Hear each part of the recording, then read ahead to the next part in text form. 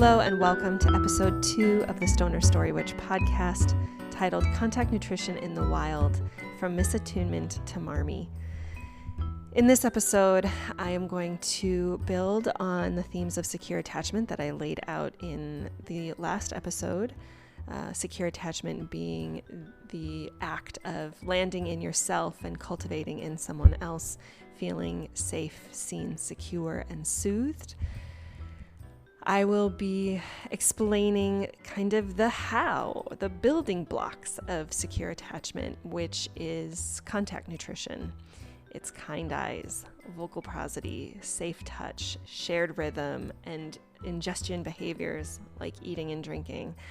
I will give a little bit more context into that and relating moments of contact nutrition in the wild, or in this case, in Little Women, and really dive into some really great moments of misattunement, looking at you, Friedrich, as well as absolute 10 out of 10 moments of attunement.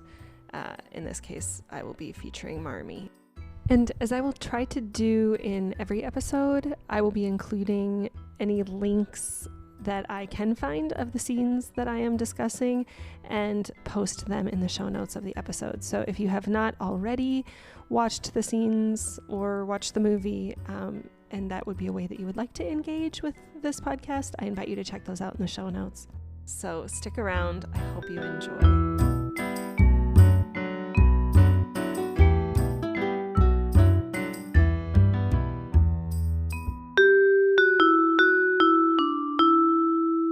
Remembering that contact nutrition is how we build secure attachment, and co-regulation is also just like the act of making others feel safe, seen, secure, and soothed. And it's kind of via contact nutrition that we can offer co-regulation to people, and it is through kind of the consistency of that people are feeling safe, seen, secure, and soothed, and you are building a relationship of secure attachment.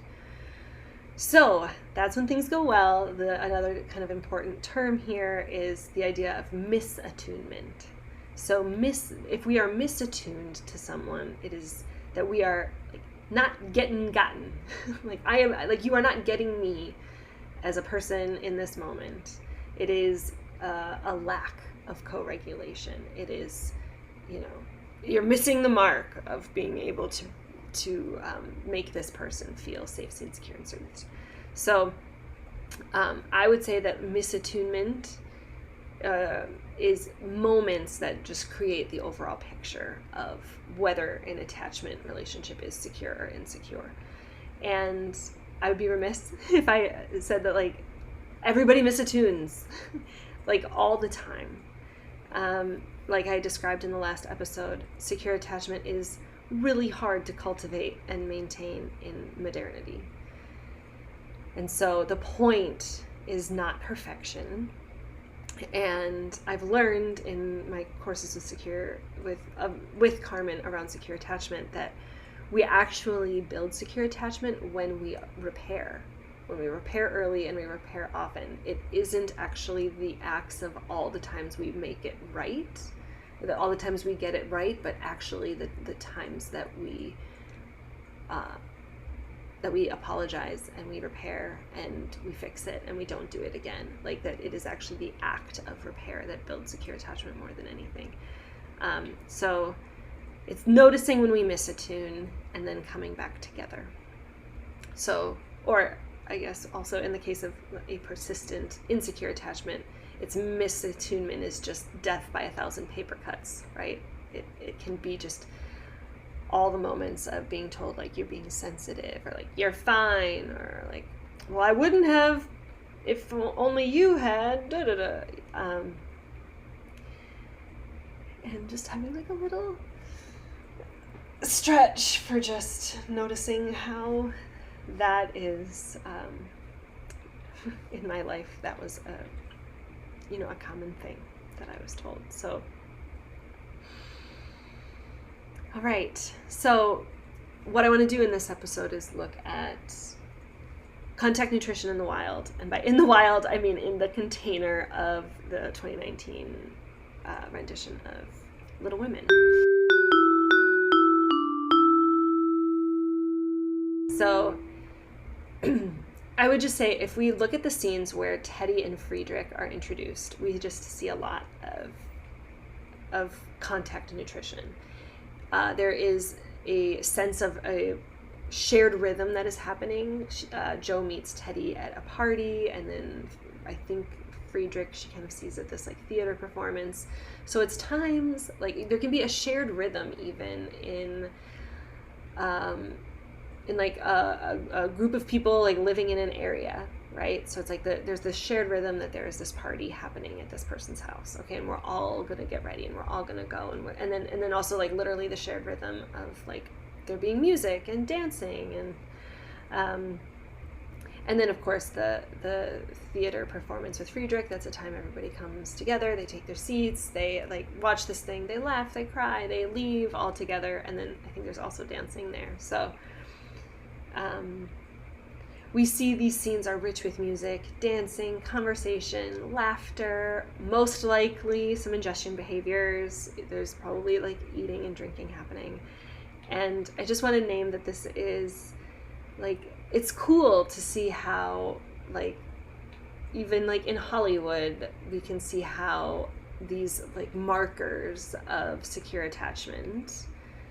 I mean, there's also kind eyes. They're talking, you know, like they're talking. There's vocal process. Like literally, they're ticking all the boxes on contact nutrition, and it just makes me think of I forget where I heard this, but it just makes sense that like in Hollywood, the quickest way to show that two people have fallen in love is to, you know, show a scene of them making love. Like it's like that sex equals love. Very often anyway. And I like that, like, can we just agree that like a quick scene where there's like dancing and drinking and laughing and talking and that it's like they're literally just ticking through these boxes of secure attachment before like bonding has happened. I'm gonna just enjoy the memory of just those great scenes, and I'm going to dive in now to a little bit of moments of misattunement. So we're going to begin with Aunt March. This is, I think, a really great example of how adults often are like misattuning to kids, and the ways that it is just like so societally, or at least for me, like this scene was very powerful. So in the scene when we see Amy staying with Aunt March due to the fact that Beth is sick with scarlet fever, there's this scene where Aunt March calls upon Amy while she is painting. This is actually something that I've had to actively really, and I'm still trying to unlearn as a parent, the ways that that we as parents don't see and value when our kids are busy. I recently heard that dinner time is a meeting that we call and demand our kids' attendance and participation, and demanding that they perform politeness. And then bedtime is often when kids are calling us to a meeting that we have to remember that we want to attend. It just makes me think of like when parents talk about like the struggle of bedtime with their kids, and it's like really they're wanting us to attune to them. They're wanting us to catch them before they fall asleep. They're wanting us to they're giving us like a last ditch effort in the day to fill up their contact nutrition bucket. As one last ditch effort, one Hail Mary pass, like, hey, I have some unmet needs. Will you please give me some safety, security, soothing in these moments as I'm going to sleep? Like, I'm saying goodbye to the day, and saying goodbye is really hard.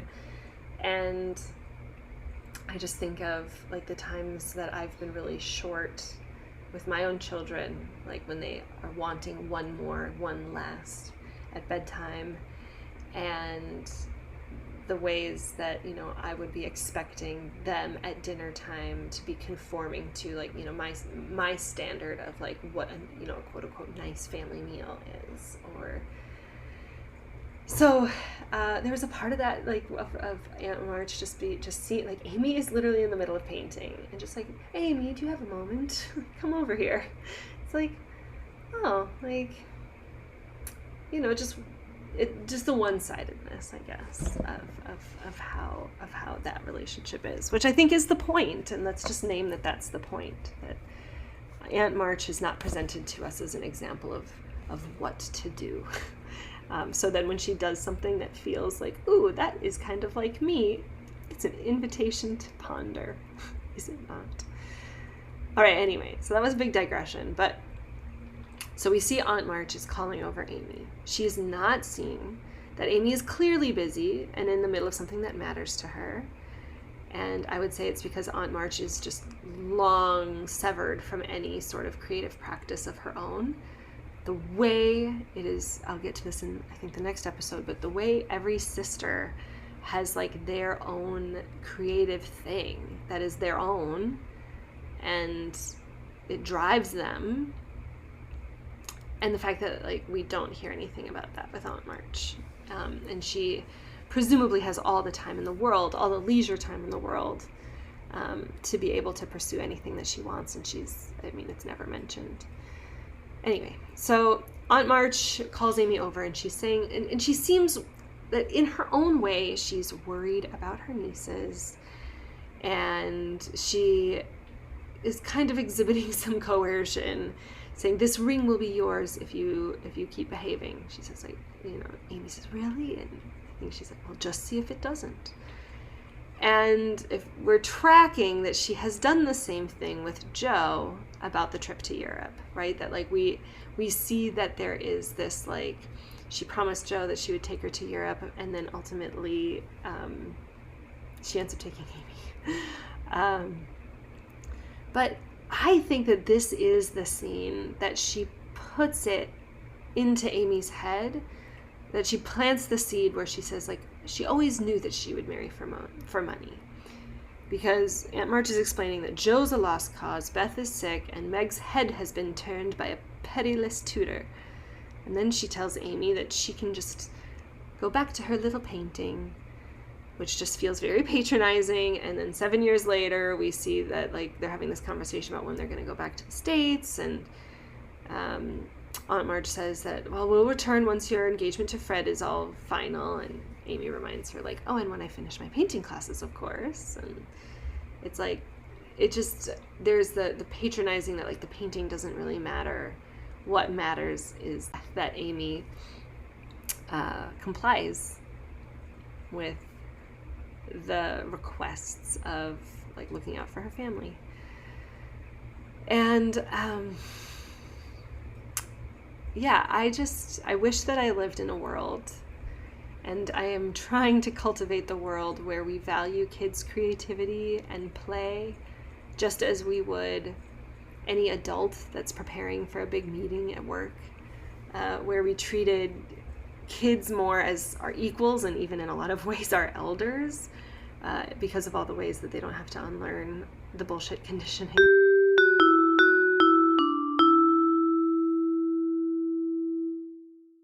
There's another scene of Misattunement that kind of stings with me, and it was Meg's friend Sallie, where I would say Sallie is, I just have questions about how Sallie is tracking her class consciousness, or her, like, the how she's tracking the difference in class status between her and her friend Meg. So we see that the climax of Meg's story arc is really that moment in the dress shop where she's faced with the reality that she can't afford the comforts and the luxuries that she's just been hopelessly pining for since she was a child. I'll say more about this later. I think I have more that I'm going to say. So I will just keep this on Sallie and the Silk for now. That we know that Meg is married to not a very wealthy man. And we know that Sallie comes from a wealthy family, and she married well. I'm curious how attuned Sallie is to her friend. I'm curious, is she actually clueless of Meg's financial position? And remembering that being ignorant and not tracking power when you are in a power position is an abuse of power. And we see that like Meg is declining her friend's push to buy the silk, and Sallie's encouraging her to treat herself and that she deserves nice things. And first off, just makes me angry at the idea that like we deserve to like be spending our money in a certain way, that the way that we've like conflated like, I don't know, mattering and self-care or whatever to like something that like we can just exchange through money is just like, that just like, I just really just hate that in general. It makes me, want to be conscious as a friend, like recognizing, like makes me curious if I've ever been that friend that maybe, when we suggest where we might go on a Friday or Saturday night, isn't considering like what sort of expendable income does everybody in the group have access to. I can't speak to any particular example. I'm certain that there have been times that I could be Sallie in this moment, but where I really feel like a lot of anger is at like influencers and lifestyle bloggers and like wellness and self-care, spirituality, even like industries that just like perpetuate ideas and then often products with all their affiliate links to sell people this dream of arriving to this like ever elusive destination of having made it, right? That it's, Sallie's wanting to just like have the luxury and ease and convenience or whatever of having wealth or at least, like enough that she's, not needing to work so hard. Or I don't know, she's feeling jealousy about Sallie.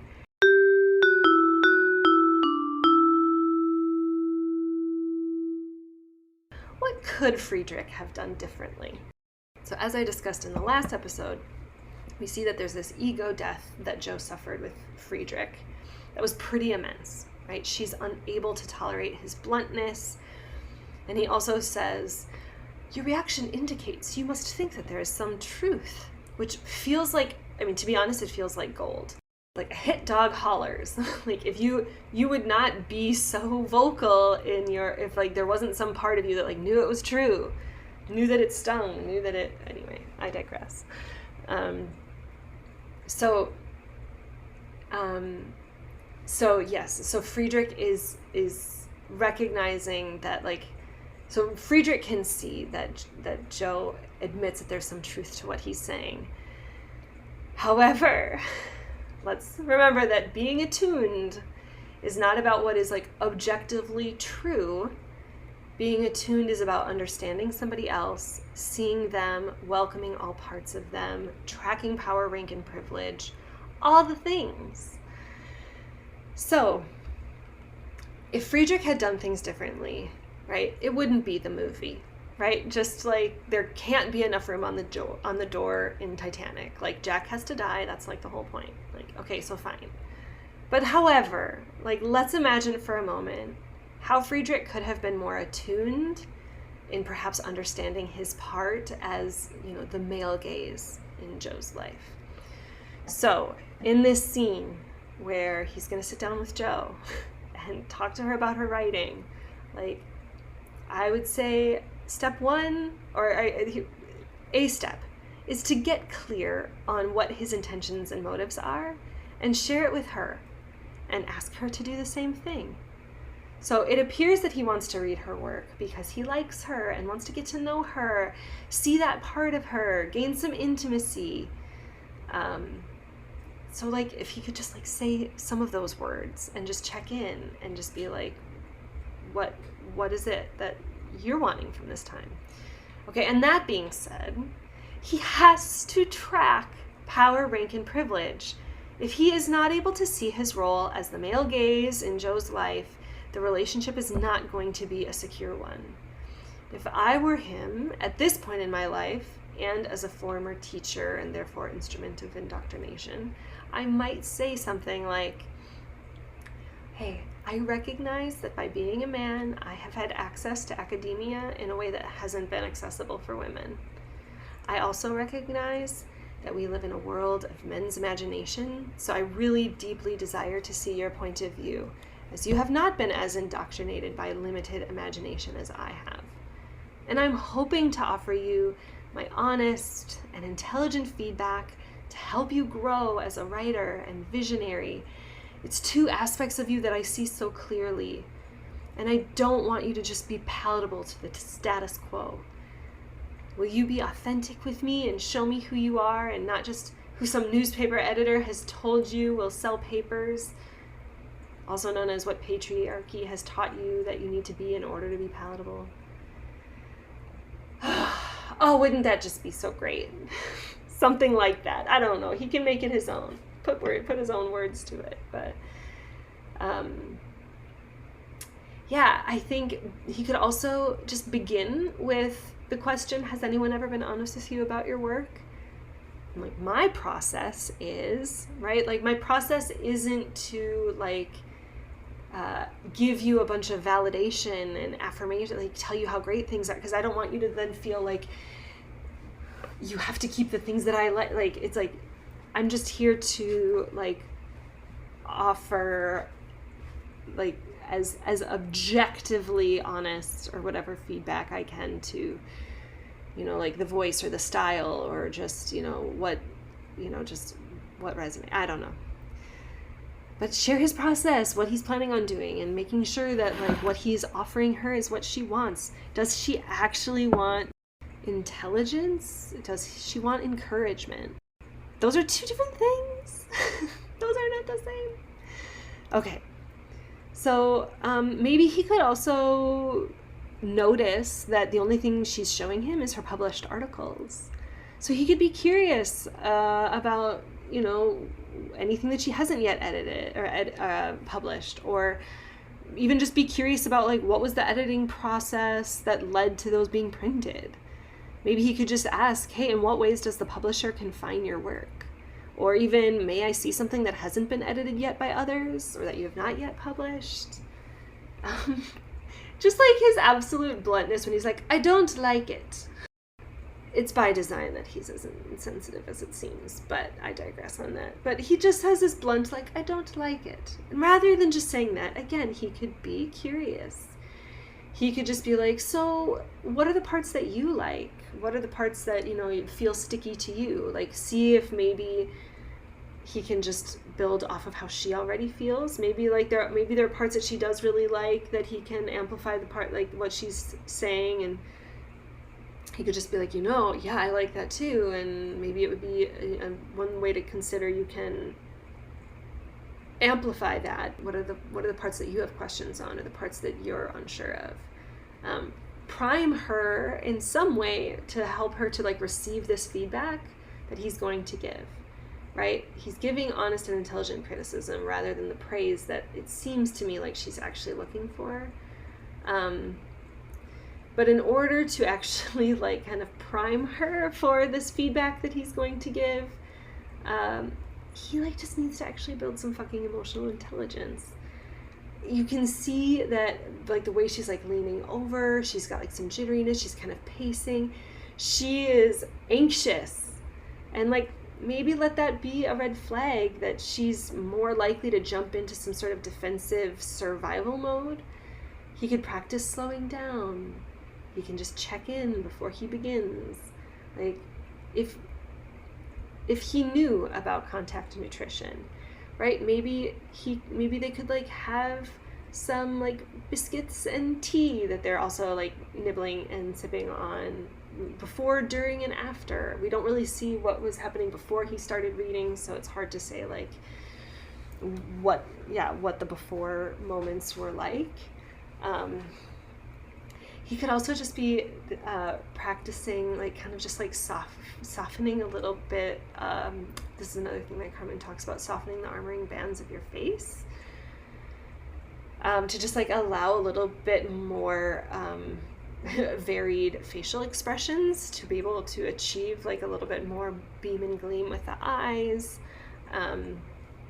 He has a pretty flat affect in his voice, so maybe actually like doing more talking, like just practicing having a little bit more rhythm or inflection in his tone, could be comforting, because there's just like this flat affect that she continues to be met with, which again I think is the whole point of this scene, is to show us this misattunement, and I think it's cool to just see all the ways that it's misattuned. Yeah, the flat affect is just not helping Joe to receive the kind words that he's actually trying to deliver. There is just such a stark contrast in like the actual words he's saying with like the least amount of emotional resonance. Before I move on from Friedrich, though, I have to just ask, does anybody know, like, why does he come find her in the end? She leaves after this. As far as we know, she like leaves after this thing. She's called back because Beth isn't doing well. But like, I don't think she ever writes to him. Maybe the book talks about this. I've read a little bit of the book, but I haven't finished it. I wonder if like we're supposed to presume that he's coming to repair from the misattunement of her sharing her work with him, and maybe see if she'll like give him a reason to stay. It sure seems like he like was like, hey, I'd stay here if you wanted me to stay. But like, we don't really see that that's why he's doing it. What I like to think happened, what I like to think like we just like the parts of the movie that we like just didn't get to see, was that when she was called to come home, she moved out in such a hurry that she forgot that there were just some old writings in a drawer that maybe she forgot that she had, because Mr. Dashwood had just like totally like robbed her spark from her. And so there's like all these like Josephine March originals that the housekeeper then finds, and the housekeeper knows that Joe is friends with Friedrich. So then she gives them to Friedrich to bring back to Joe, and then maybe he actually like reads a few of them, and that these are samples of her pre-Dashwood days. And while he may have some honest and intelligent feedback, he can't deny that she has like a great style, point of view, a revolutionary way of writing that is due to and not despite the fact that she's been uneducated by like the higher echelons of academia. That is like what I like to think actually happened, and that there is like, he's like, oh my gosh, like this is an incredible writer, like I need to make sure that like they know that. Anyway, I digress on that as well.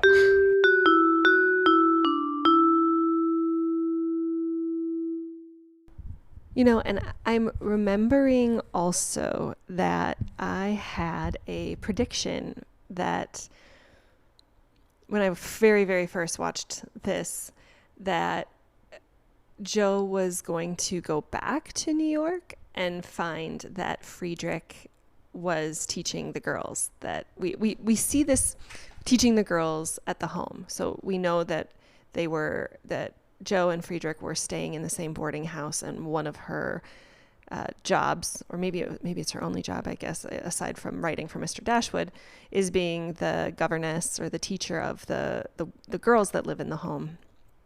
And the housekeeper makes some comment to Friedrich, oh, you know, she was the best teacher they ever had.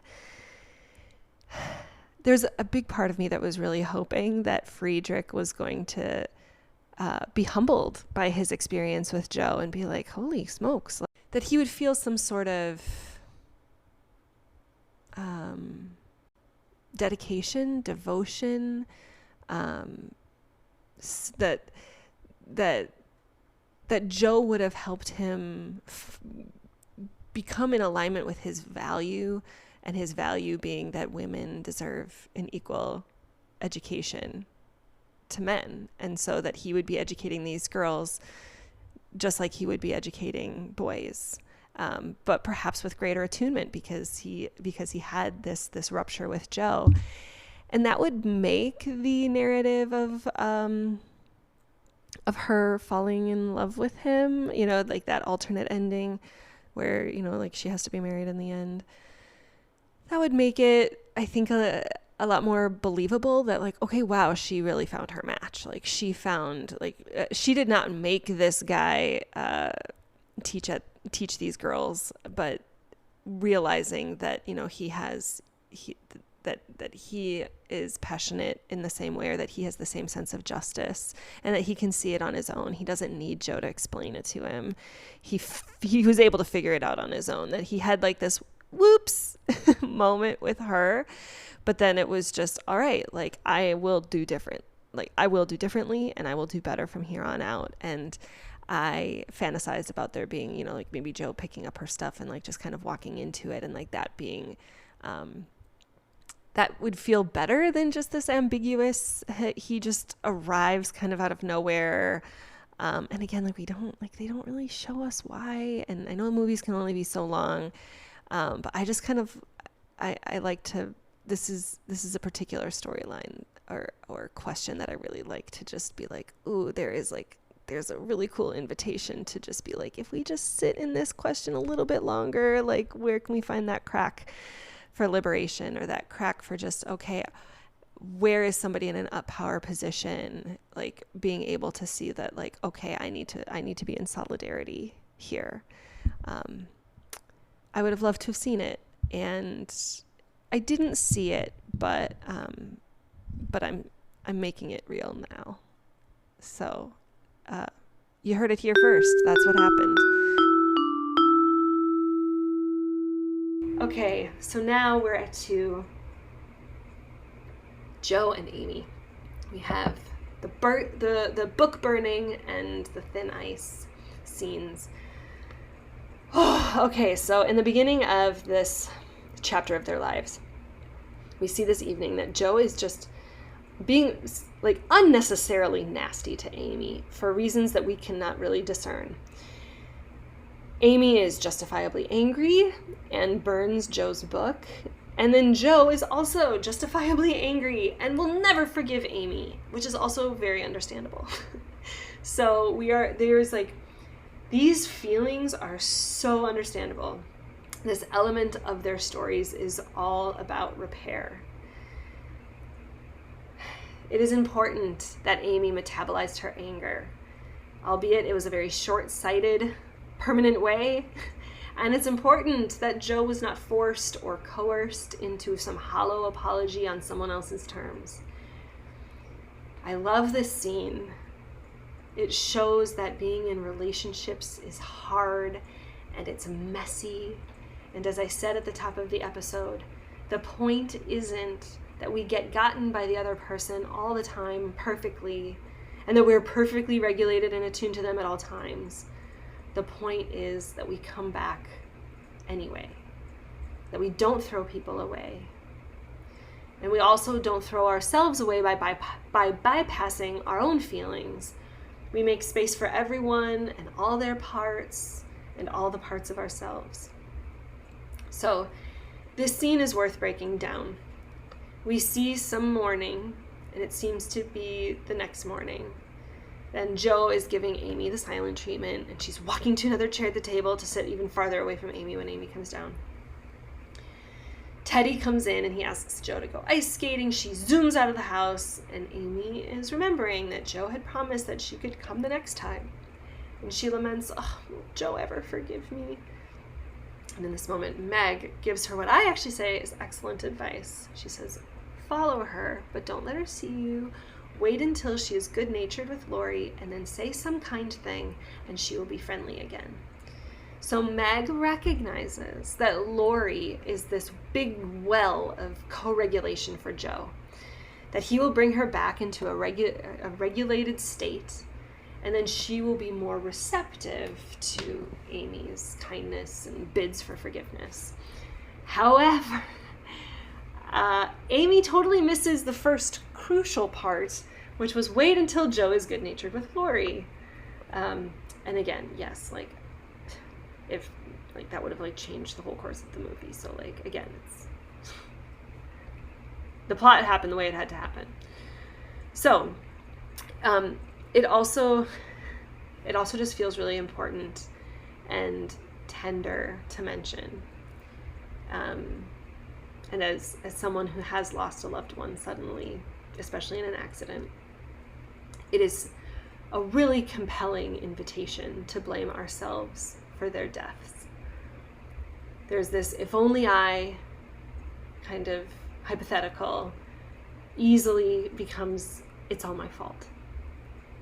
And it's heartbreaking to see Jo realize how she would be living under a mountain of grief if Amy had died from falling through the ice, all because she was working through her big and understandable and welcome feelings. So I'll take this opportunity to share another teaching from Carmen's work on attachment, and that is the importance of comings and goings. So attachment science relates to all mammals.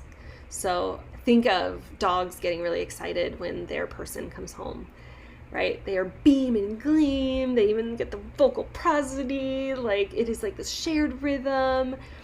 It is a great way to foster secure attachment in this shared rhythm. And this shared rhythm can be, how do we act when we leave each other's company? How do we act when we enter each other's company? I did read in the book that there's a ritual that Marmee will always have wave to the girls from the window right before they turn the corner onto the street. Anyways, go with me here. That by being in a practice of loving goodbyes is death preparation. The bluegrass band Punch Brothers, in their song titled Alex, has the refrain, "You're only as good as your last goodbye," which has quite frankly haunted me since 2010 when I first heard it. But in the universe where Amy dies, Jo will torture herself for the rest of her life because her last goodbye was in the midst of deep and understandable rage. Carmen mentions in her work as well, it's the importance of saying, even when we are incredibly dysregulated in an argument, I need some space right now. I love you. You matter to me. This conversation matters to me, but I need a break, and I will come find you, and I am ready to return to this, perhaps in 20 minutes or something. That's really hard to do. I have tried. I am still trying. I'm working on it. But if that were one of the practices in the March family, I wonder if maybe Jo could have been able to say to Amy, like, the night before, I know you are angry at me, but you destroyed months of my work in one night, and I am not ready to forgive you. I feel so hurt and so betrayed. I would never destroy your paintings, and I just don't understand how you can love me when you did something so permanent and so painful. I'm going to need some space. You are my sister, and nothing will ever change that. I know I love you, even though I am so hurt right now that all I can feel is anger and hate. Please just give me space, and I will reach out to you when I am ready to move towards repair. Again, no blaming anybody. This is all understandable. And as somebody who lost someone dear to me as a child, it's an important invitation for me to consider of how do we make sure that whenever possible we can end things well enough that if that were our last goodbye, we would feel like we could live with ourselves.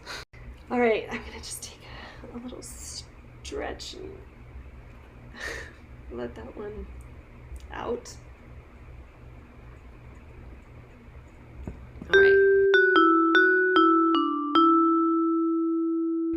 What Marmee did perfectly, which is sarcastic because, let's just remember, perfection is a myth. And when it comes to secure attachment, it isn't about doing things perfectly. It's about actually repairing from quote-unquote mistakes or misattunements that earns us secure attachment. Now, all that being said, Marmee is a wonderful character. She is like the reason I was drawn to Little Women as kind of a co-regulator for me during a hard time. She's that parenting role model, competent protector. So what I mean is that, like, in order for me to self-regulate and bring myself back into secure attachment, she is somebody that I can close my eyes and imagine just being so nurturing and protective that I can just feel in my body a sense of being safe, secure, and soothed. And just a reminder that, like, secure attachment begins with ourselves. We have to engender it in ourselves before we can offer it our regulation and our security to someone else. So I want to just consider, like, what are some of Marmee's greatest hits? I would say, like, the very first scene that we see of her is she is creating just like this, what I would just call a warm chaos of a loving family home. We see that when Laurie drops off Meg. She's baking. We see that she, like, I do all my baking at night. She's receptive of Meg. She's warm to Laurie. Joking, asking him if he needs ice. Oh, you should come and play in all the girls. Come join the girls in all their plays. Oh, call me Marmee. Everyone else does. We see how Laurie is enchanted by this seemingly magical, warm, and loving family home. It's this family culture that the book describes as making a jubilee of every little household joy. Talk about shared rhythm. You feel so seen and secure that every little joy is deeply felt and amplified by your family. That is incredible.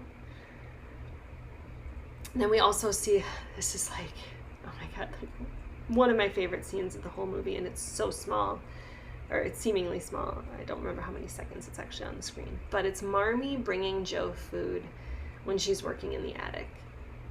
And again, it is not forcing Jo to come downstairs to force some expectation of, like, a family dinner, right?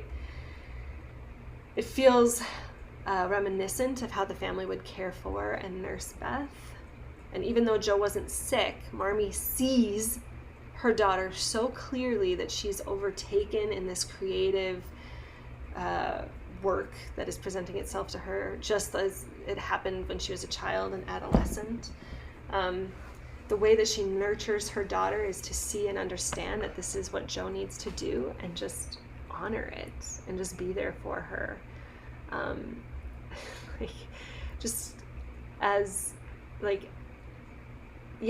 Every creative person, I imagine, has a team of people, a supportive network behind them that is bringing them food and taking care of all the things that they don't have to, because giving them the spaciousness to be able to create. All right, but for me, though, the ultimate Marmee moment is in her chat with Jo about rage.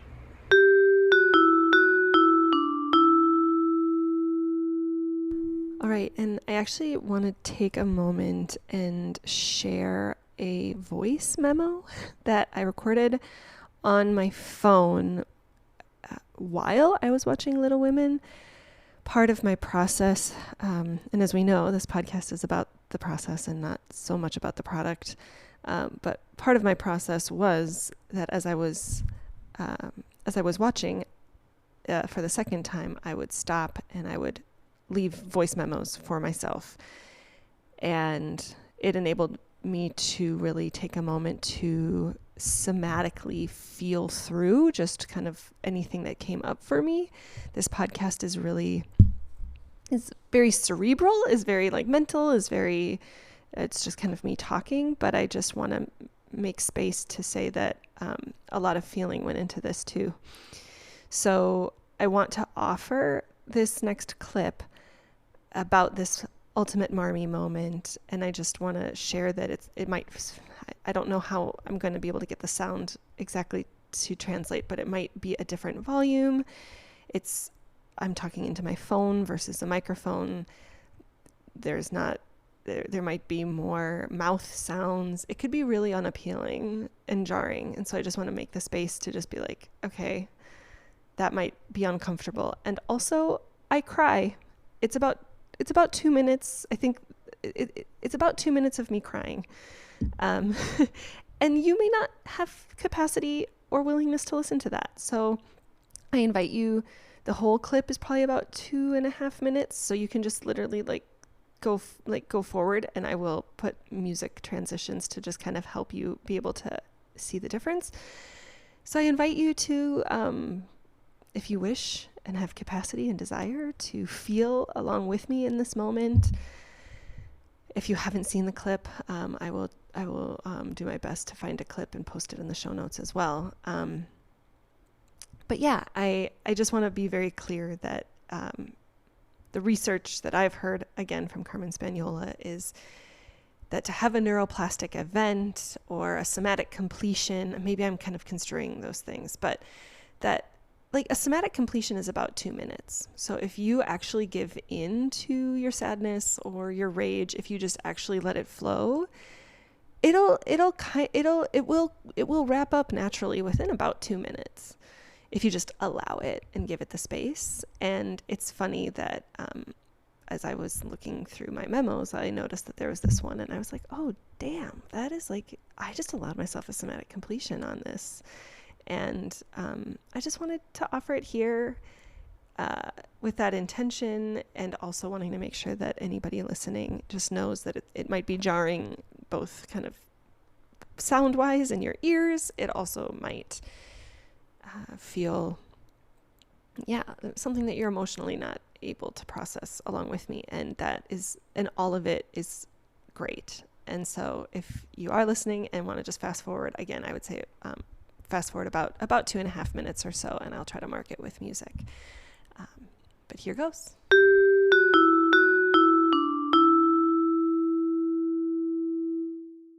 For me to lift that veil there and say, I get angry every day. I've just, for 40 years, I've just, I'm not patient by nature, but for 40 years, I've sure tried.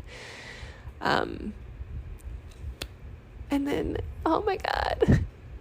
And then this beautiful moment where Joe's like, I hope to be same as you one day. And then Marmee is saying, I hope you'll be a great deal greater. And we're left kind of in that moment being like, wait, is she saying I hope that you'll do a better job at being patient, or a better job? What do you mean? Wait, what? And then Marmee follows it up, and I even wrote this down because it just feels really important, and it just felt good to write it.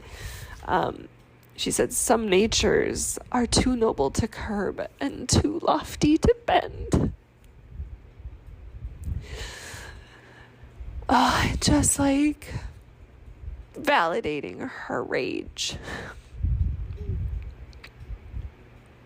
Being like, I actually hope that you stay in tune with that rage.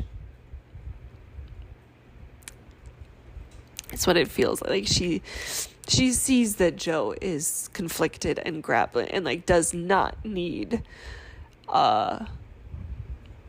she's trusting Joe's discernment that she's not gonna kill her sister, right? But she's like, no, there is a power there. And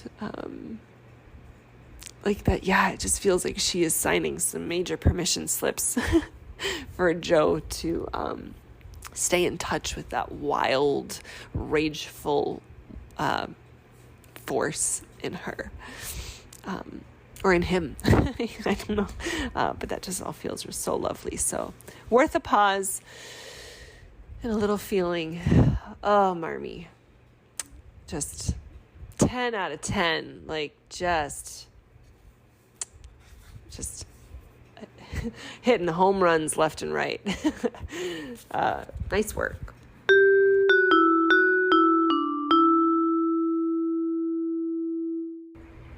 And as we know from that scene with the burn book and the ice fall that happens right before this chat, we see that Jo is wrestling with herself.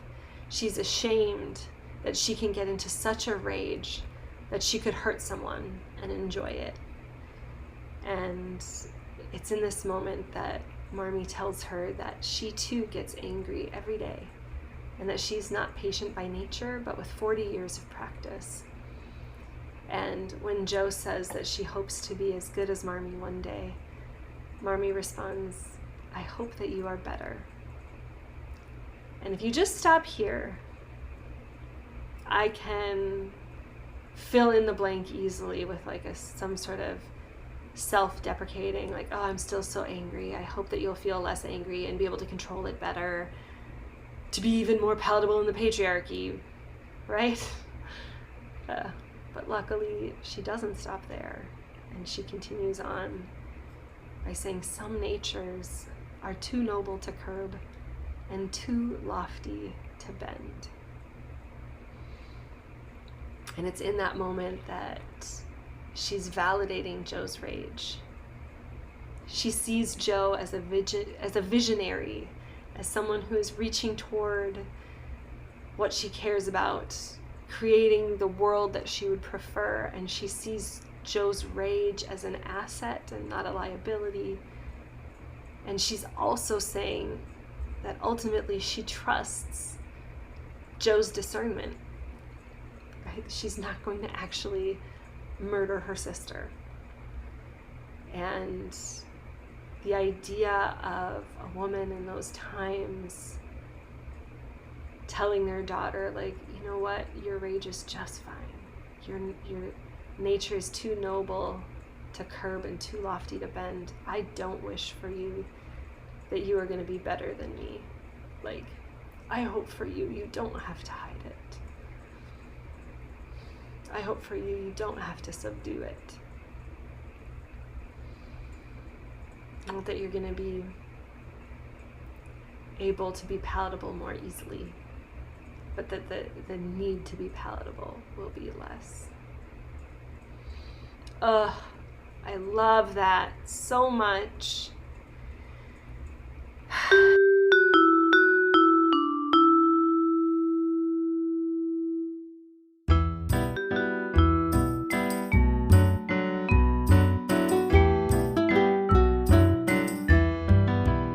Thank you so much for tuning in to episode 2 of the Stoner Story Witch podcast. Once again, I would like to thank my teacher Carmen Spaniola for her work on secure attachment as well as contact nutrition. She has 2 courses in her Numinous network that I will have a link to in the show notes, as always.